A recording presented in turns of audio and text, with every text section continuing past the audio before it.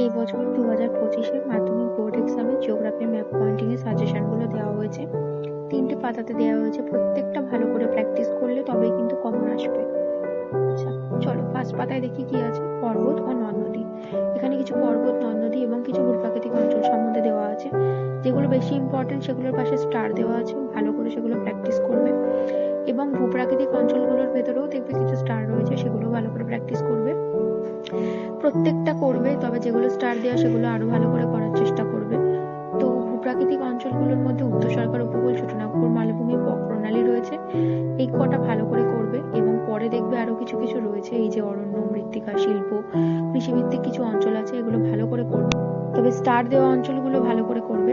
এছাড়াও দেখবে যে প্রত্যেকটা অঞ্চল আছে তার ব্র্যাকেটে কোথায় অবস্থিত, যেমন কলকাতা, জামনগর, এগুলো কিন্তু প্রত্যেকটা নির্বাচিতভাবে লিখে দিতে হবে। আর কারণ না লিখে দিলে হাফ নাম্বার দেবে, তো সেক্ষেত্রে প্রত্যেকটা অঞ্চলের নাম লিখে দেওয়াটা আবশ্যক।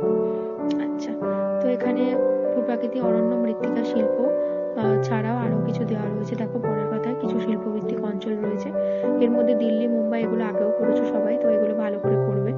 তো এছাড়াও ভারতের সর্বাধিক জনঘনত্বপূর্ণ শাসিত অঞ্চল দিল্লি ছাড়াও আরো হতে পারে, সেগুলো করতে পারো। এবং পশ্চিম উপকূলের মহানগর, এটা মুম্বাই হবে। এবং পূর্ব উপকূলের বৃহত্তম একটা বন্দর। তো এগুলো ভালো করে করবে, প্রত্যেকটা ভালো করে প্র্যাকটিস করবে। যে কটা দিলাম এ কটা ভালো করে করলে অবশ্যই কমন আসবে।